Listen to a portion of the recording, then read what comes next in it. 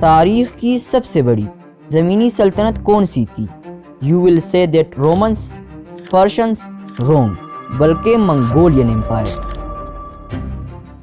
ایک ایسی طاقت جو چین سے یورپ تک پھیل گئی اور چند دہائیوں میں دنیا کا نقشہ بدل کر رکھ دیا، وہ کہ جن کی تاریخ سیاہی سے نہیں بلکہ خون سے لکھی گئی۔ لیکن یہاں پر کچھ سوال ہے، جو سلطنت اتنی تیزی سے اٹھی وہ اتنی جلدی بکھر کیوں گئی؟ اور ہاں، منگول کون تھے؟ جانیں گے اس ویڈیو میں۔ میرا نام ہے محمد انیس اور آپ دیکھ رہے ہیں اسلامک لیگیسی۔ چینل پر پہلی بار آئے ہو تو اس چینل کو سبسکرائب کرو، مزید ایسی ویڈیوز کے لیے بیل نوٹیفیکیشن کو بھی آن کر دو۔ آئیے بنا کسی تاخیر کے شروع کرتے ہیں اپنی آج کی ویڈیو۔ منگول کون تھے؟ منگول وسطی ایشیا کے خانہ بدوش قبائل تھے۔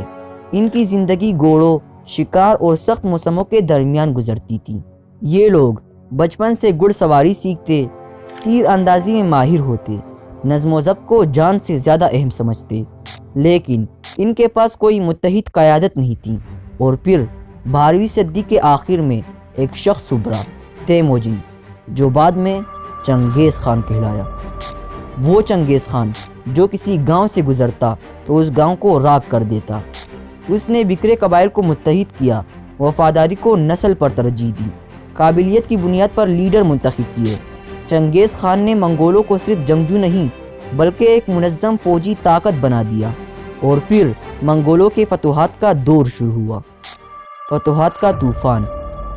چنگیز خان کی قیادت میں منگول فوج نے چین کے بڑے حصے فتح کیے، وسطی ایشیا کو رون ڈالا، ایران، خراسان اور یہاں تک کہ بغداد تک پہنچ گئے، جو کبھی عباسیہ خلافت کا کیپٹل ہوا کرتا تھا۔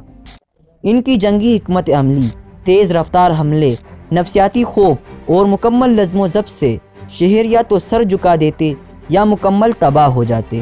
آخر منگولوں کا نظام حکومت کیسا تھا؟ منگول صرف تباہ کرنے والے نہیں تھے، انہوں نے مذہبی آزادی دی، تجارت کو تحفظ دیا، سلک روڈ کو محفوظ بنایا۔